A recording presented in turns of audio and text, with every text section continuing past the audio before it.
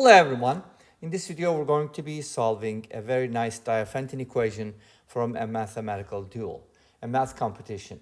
We've done a problem from the same book before, so hopefully you'll remember. If I can find the link, I'll share it down below. So m is an integer, p is a prime number, and we have this equation. M squared equals p cubed plus 1. You could obviously write this equation as follows: m squared minus p cubed equals 1, which would kind of be a difference between a square and a cube, right? But would this be helpful? I doubt it.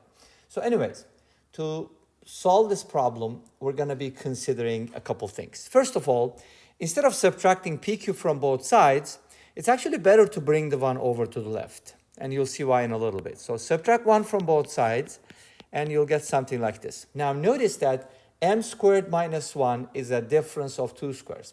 It's one of the most important things, I think, in math, besides the Pythagorean theorem.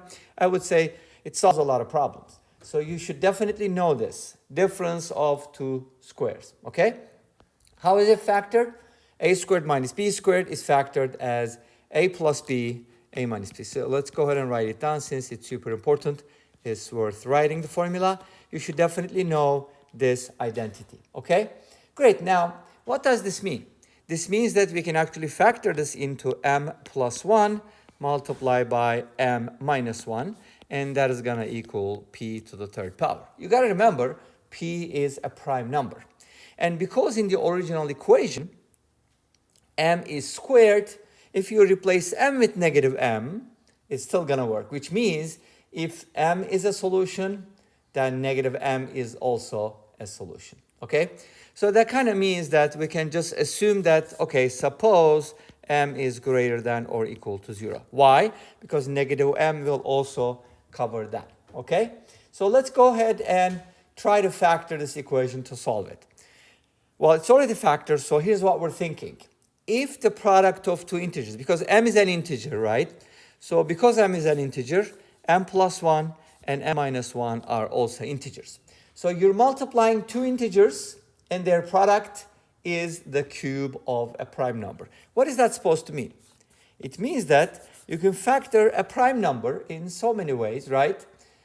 There's only so many factors of a prime number. This is the cube of a prime number.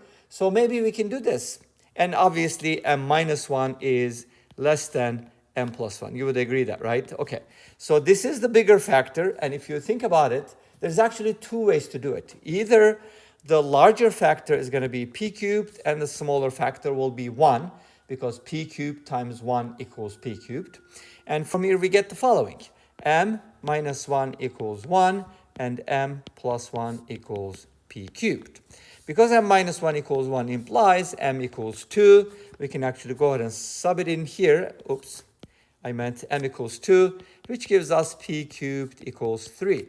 Uh-oh, that's not good, because we don't know of any prime numbers whose cube equals 3. In other words, the cube root of 3 is not a prime number, at least in the integer world, right? So in this case, we have no solutions, okay? No solutions in this case.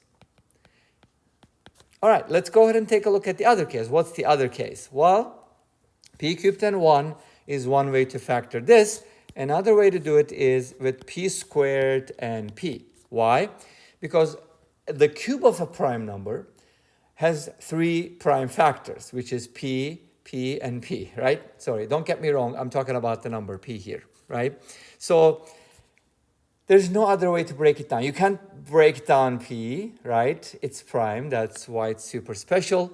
So let's go ahead and take a look at this one now. If m plus 1 is equal to p squared and m minus 1 is equal to p, what are you getting out of this, right?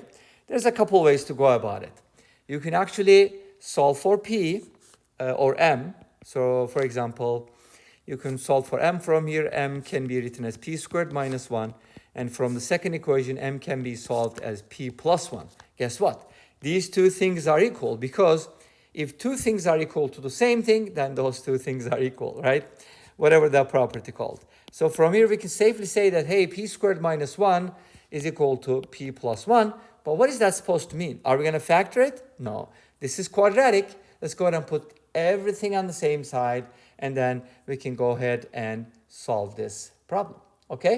So if you bring it over, we're going to get p squared minus p minus 2 equals 0. Now, there's a couple different ways to solve this problem.